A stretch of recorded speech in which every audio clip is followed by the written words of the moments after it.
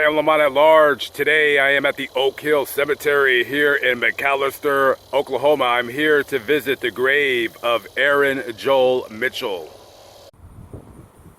Aaron Joel Mitchell, April 29th, 1976 to September 3rd, 2017. It was just his birthday 2 weeks ago. He would have turned 43 years old. Joel was known by many people for many things. A kindred spirit, kind, compassionate, caring, would help anybody out. One of these new age philosopher types of dudes. I've read several different articles about him. Friends and family just have nothing but glowing words for him. One of those guys that no one in the world has anything bad to say about him. Just a very, very kind soul. And he had many, many friends, and he is known for many, many kind and good deeds that he's done in his life. But unfortunately, the world at large will only know him for one thing, and that is for running into the burning effigy at the Burning Man Festival.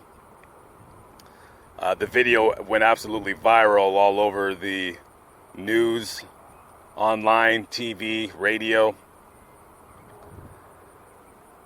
At the time of his death, he was living in Switzerland with his wife that he had met while backpacking in Nepal.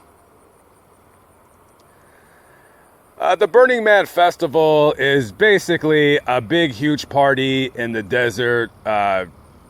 There will be tens of thousands of people that go to this festival next year. I believe last year 70,000 people went, and they want to expand to where they can get 100,000 people in there.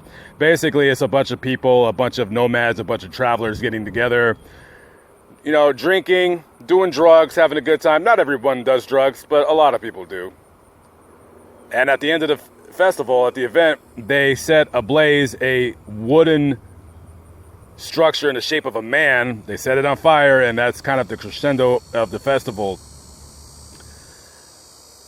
And on September 3rd of 2017, Joel was at the festival, and to this day, it remains an absolute mystery why he did this, but he just goes running and charging into the fire.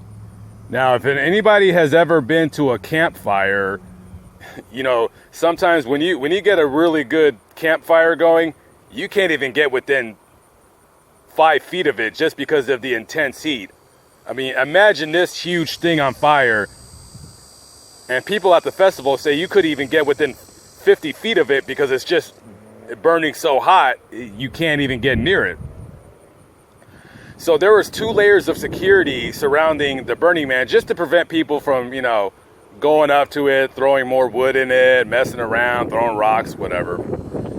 And the security, they see Joel here running towards the fire, and you can see them trying to stop him, and he evaded multiple security and runs right into the fire. One of the damnedest videos I've ever seen in my life. I'm not a fan of gore videos, but I couldn't believe when I first heard the story that a man could possibly, you know, physically be able to even do this. Because, you know, in your mind, it's dangerous, so you're not going to be able to run at it because the heat is just going to be so intense. You're automatically going to back away from there. But he runs right into the fire.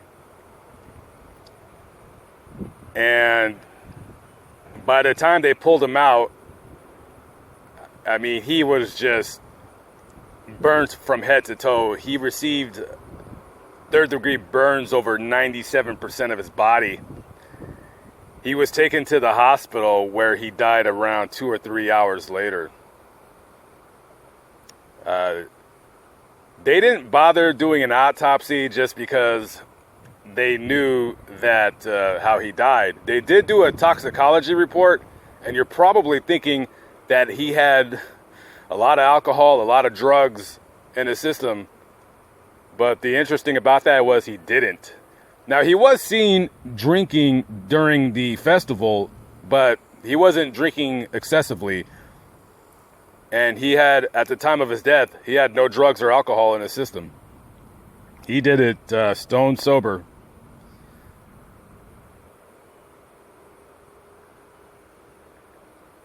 None of his friends, none of his family seen this coming at all. And to this day, everyone is just perplexed as to why he did this. Never, ever, ever exhibited signs of a self-destructive type nature. Never hinted at anything on wanting to do something to himself. Never. Never, ever. It just seems like one day you're here, and then one day you're not. And to go out in such an awful way, I mean, when I first heard the story, I immediately thought he was on some kind of a hallucinogenic, mind-altering substance, but they said he wasn't. So, just from what I read online, just a really, really good guy that I don't know what happened. And I thought that I would want to come back to the cemetery to do a video about Joel, just because had such an interesting character, an interesting life, and unfortunately an interesting death.